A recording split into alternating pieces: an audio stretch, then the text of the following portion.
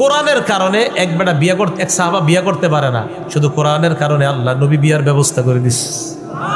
সুবহানাল্লাহ। আসতে পেছন মনে হইতেছে এটা কোনো গল্প, এটা বুখারী শরীফের হাদিস। এই যে এখন যেটা কমু সহিহ বুখারী হাদিস নাম্বার 5030 নাম্বার হাদিস, 5030 না। আপনার চিন্তা করেন মাঝে মাঝে এটাও কি হাদিসে আইব? হ্যাঁ, হাদিসই তো আইছে। নবীজি সাল্লাল্লাহু আলাইহি সাল্লামের কাছে এক মহিলা আসার পর কয়, ইন্নী ওয়াহাবতু লাকা নাফসি ইয়া রাসূলুল্লাহ, হুজুর আমি আপনারে দান করে দিছি, আমি নিজেরে আপনার কাছে দান করে দিছি। নবীজি কয়, তাই নাকি? কয় হ্যাঁ। তো আল্লাহ নবী সাল্লাল্লাহু আলাইহি সাল্লাম ওই মহিলার কথা শুনে নিচের দিকে তাকায় রয়েছে। এক সাহাবা দাঁড়ায় কয়, ইয়া রাসূলুল্লাহ আমি গরিব মানুষ। কিছে? কয় জাওয়িজনিহা ইয়া রাসূলুল্লাহ, হুজুর এই মহিলাটা আমার সাথে বিয়ে দিয়ে দেন, আমি গরিব মানুষ। আল্লাহ নবী কয়, বিয়ে করবা? কয় হ্যাঁ। তোমার সাথে মোহর দেওয়ার মতো কিছু আছে কিনা? কয় লা ওয়াল্লাহি ইয়া রাসূলুল্লাহ, আল্লাহর কসম হুজুর কিছু নাই আমার। নবীজি বললেন, ইযহাব ইলা আহলিকা, বাড়িতে যাও, যাওয়ার পর ফানজুর দেখো, হাল তাজিদু লাকা শাইআন, হাল তাজিদু ইনদাকা মিন শাইইন, কিছু পাও কিনা দেখো।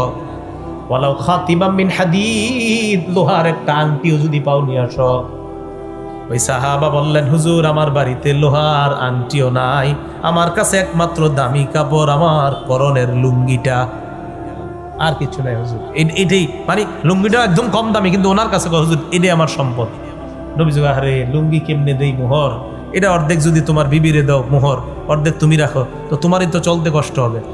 নবীজি, আচ্ছা যাও, এখন একটু পরে কয়ে দাঁড়ো, এখন যেটা বলবো সবাই একদম মোহাব্বতের সাথে একবার সুবহানাল্লাহ বলবেন। আর বলেন এই কথাটা।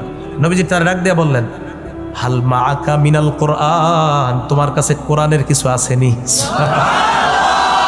কোরআন পারো?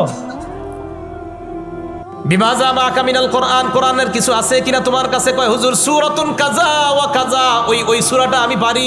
আল্লাহর নবী কয়, কদ মাল্লাকতুকা হা বিমা মাআকা মিনাল কোরআন, শুধু কোরআনের ওই সূরাগুলা মুখস্থ থাকার কারণে এই সূরাগুলাই মোহর দিয়া এই মেয়েটা তোমার সাথে বিয়ে দিয়ে দিলাম। এই কোরআনওয়ালার মর্যাদা আসেনি? আর কেমনে বললে বুঝবেন? তাহলে কোরআনওয়ালার মর্যাদা অনেক বেশি।